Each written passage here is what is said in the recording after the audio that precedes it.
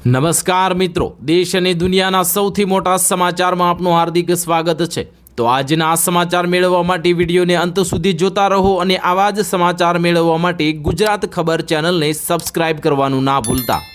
નમસ્કાર મિત્રો, સૌપ્રથમ સમાચારની વાત કરીએ તો ખતરનાક વાયરસ ચેતવણી, કડક પ્રતિબંધો લગાવવામાં આવ્યા। વિગતે વાત કરીએ તો કોરોના વાયરસ પછી હવે દેશમાં એક નવો વાયરસ આવ્યો છે। આ વાયરસનું નામ હંટા વાયરસ છે। આ વાયરસ ફરી એકવાર જાહેર આરોગ્યની ચિંતાઓમાં વધારો કરવાનો ભય પેદા કરી રહ્યો છે।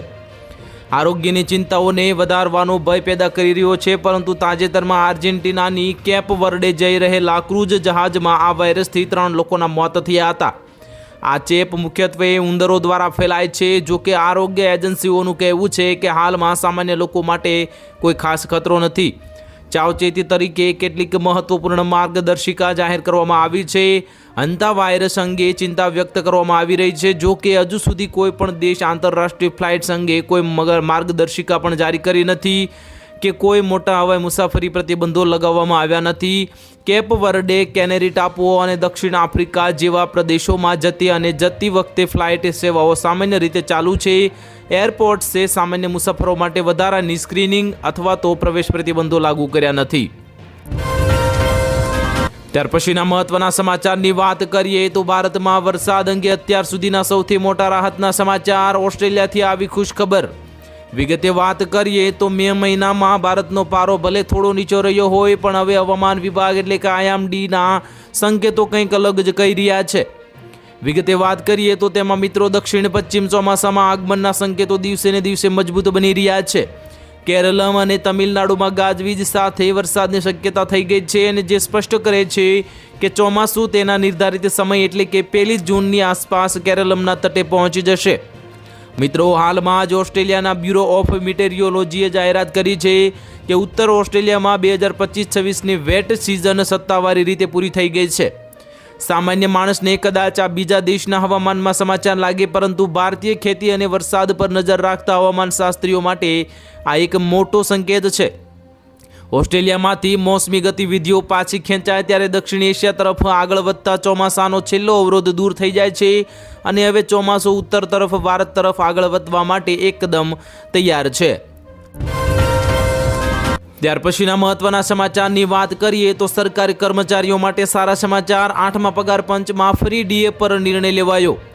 વિગતે વાત કરીએ તો કેન્દ્ર સરકારના કર્મચારીઓ 8મા પગાર પંચની ભલામણોની આતુરતાથી રાહ જોઈ રહ્યા છે। તેટલી તેઓ તેમના મોંઘવારીના ભથ્થા એટલે કે DA પર આતુરતાથી નજર રાખી રહ્યા છે। 18 એપ્રિલના રોજ કેન્દ્ર સરકારે જાન્યુઆરી 2026ના પહેલા 6 મહિના માટે તેમના મોંઘવારી ભથ્થા એટલે કે DAમાં 2% વધારો કર્યો છે, અને આ વધારા સાથે કુલ મોંઘવારી ભથ્થા હવે 60% પર પહોંચી ગયા છે। કેન્દ્ર સરકારના કર્મચારીઓ હવે વર્ષના બીજા 6 મહિના માટે તેમના મોંઘવારી ભથ્થા એટલે કે DAની રાહ જોઈ રહ્યા છે। મિત્રો, 8મા પગાર પંચના યુગ દરમિયાન આ બીજી વખત હશે જ્યારે સરકાર DA પર નિર્ણય લેશે।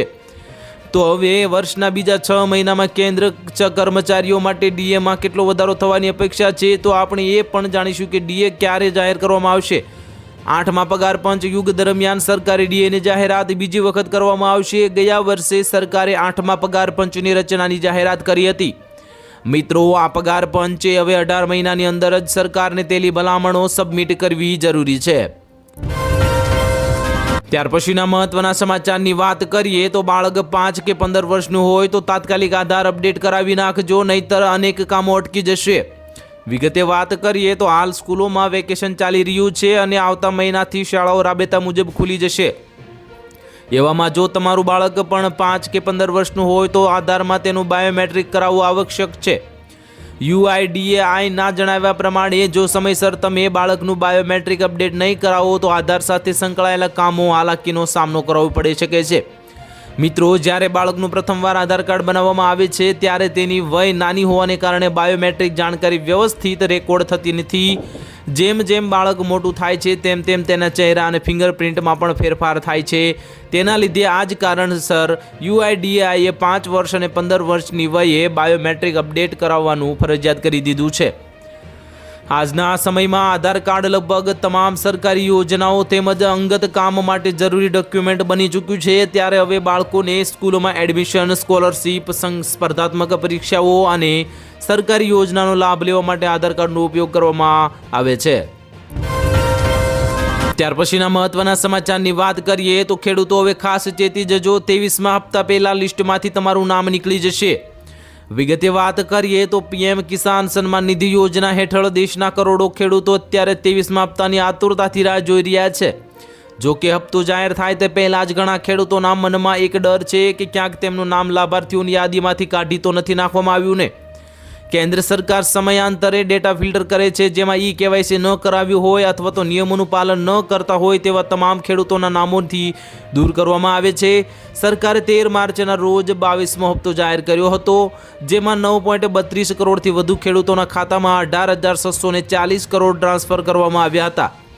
આ રકમ ડાયરેક્ટ બેનિફિટ ટ્રાન્સફર દ્વારા એટલે કે ડીબીટી દ્વારા સીધી ખેડૂતોના બેંક ખાતામાં જમા કરવામાં આવે છે। કૃષિ મંત્રાલય દ્વારા હજુ કોઈ સુધી ચોક્કસ તારીખ જાહેર કરવામાં આવી નથી, પરંતુ સામાન્ય રીતે સરકાર દર 4 મહિને હપ્તો જાહેર કરે છે। પાછલા વર્ષોમાં ટ્રેન્ડ મુજબ 23મો હપ્તો જૂનથી ઓગસ્ટ મહિનાની વચ્ચે ખેડૂતોના ખાતામાં જમા કરવામાં આવે છે। જો તમારી બધી વિગતો અપ ટુ ડેટ હશે તો તમારે કોઈ ચિંતા કરવાની જરૂર નથી।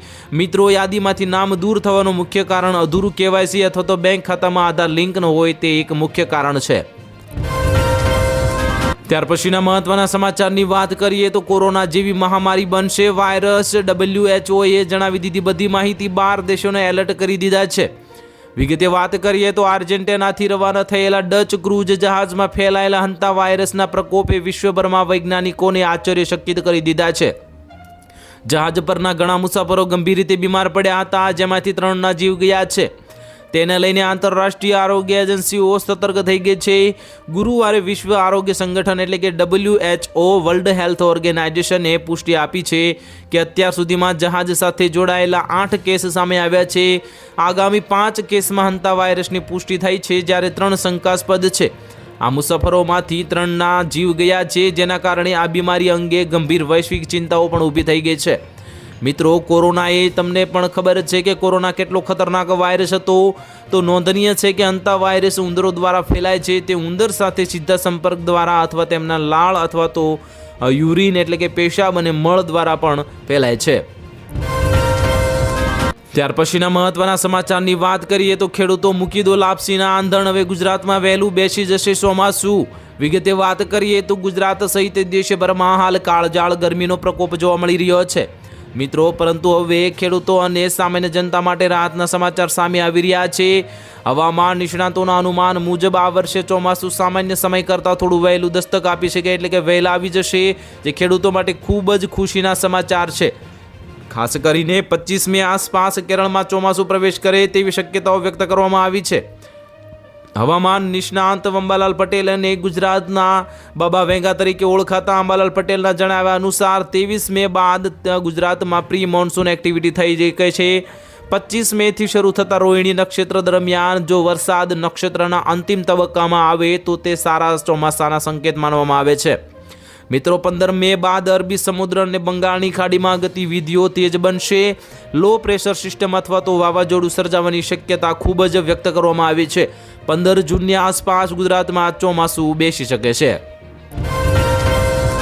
ત્યાર પછીના મહત્વના સમાચારની વાત કરીએ તો 15 મે અગાઉ પેટ્રોલ ડીઝલના ભાવ વધી શકે છે। દરરોજ કંપનીઓને 1000 કરોડના નુકસાનનો દાવો।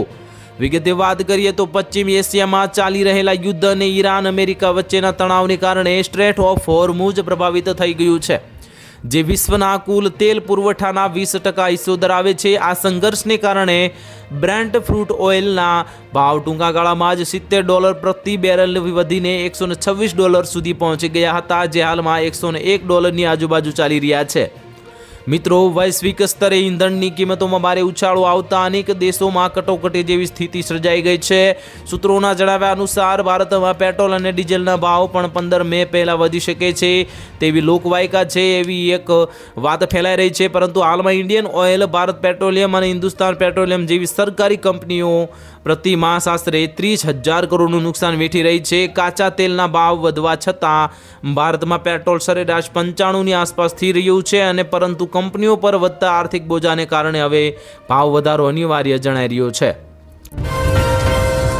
ત્યાર પછીના મહત્વના સમાચારની વાત કરીએ તો હવે વાહનો પર જાતિ સૂચક શબ્દો લખશો તો થશે મોટો દંડ. ગુજરાતમાં આવશે નવો નિયમ. વિગતે વાત કરીએ તો સામાન્ય રીતે વાહન પર રજિસ્ટ્રેશન નંબર પ્લેટ અને જે તે વાહન કંપનીનું નામ હોશે, જ્યારે અન્ય કોઈ શબ્દો લખવો ગુનો બને છે.